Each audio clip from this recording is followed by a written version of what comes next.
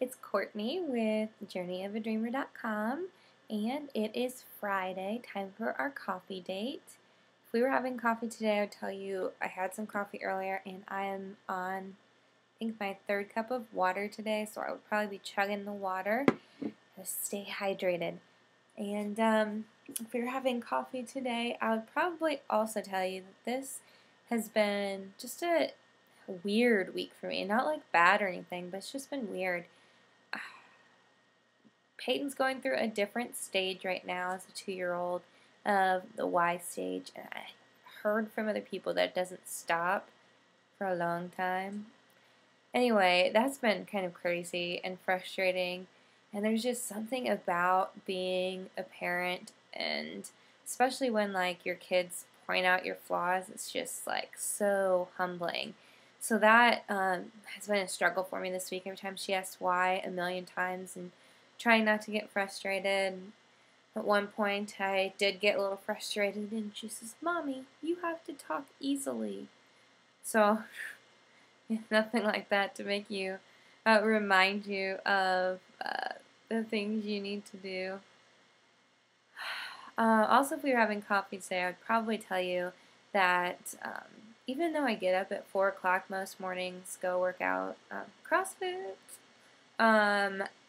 that my mornings just feel like chaotic and a little bit crazy. Like, okay, so here's what I do. I get up at probably around 4:15, 4:20.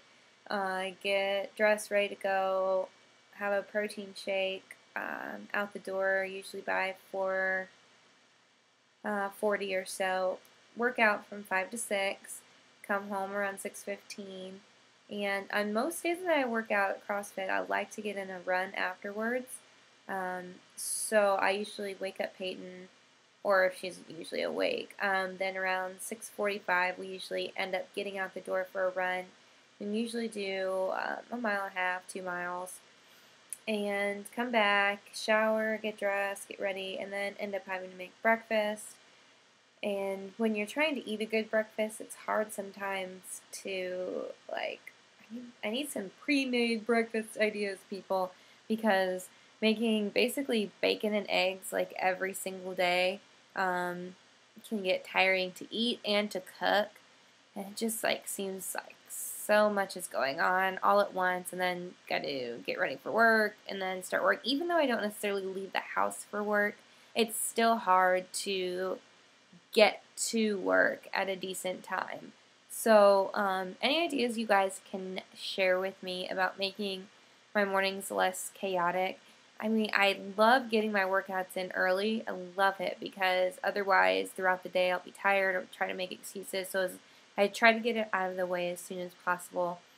But what tips do you guys have for making the mornings less stressful? Anything that I can pre-make for breakfast, or man, just try to streamline the process would be great. I think part of it also is being okay with the fact that I can't do it all. And coming to that realization is hard because I want to do it all. I want to be able to say, yeah, I can get up at 4 and work out and have everything ready to go, and also be in a good mood and not have my 2-year-old tell me that I need to talk easily. So, what do you guys do? What's your morning routine?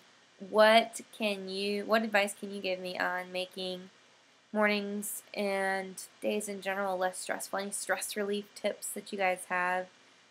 Any tips for dealing with a 2-year-old asking why all the time? Hear that? It's quiet because she's taking a nap. It's nice.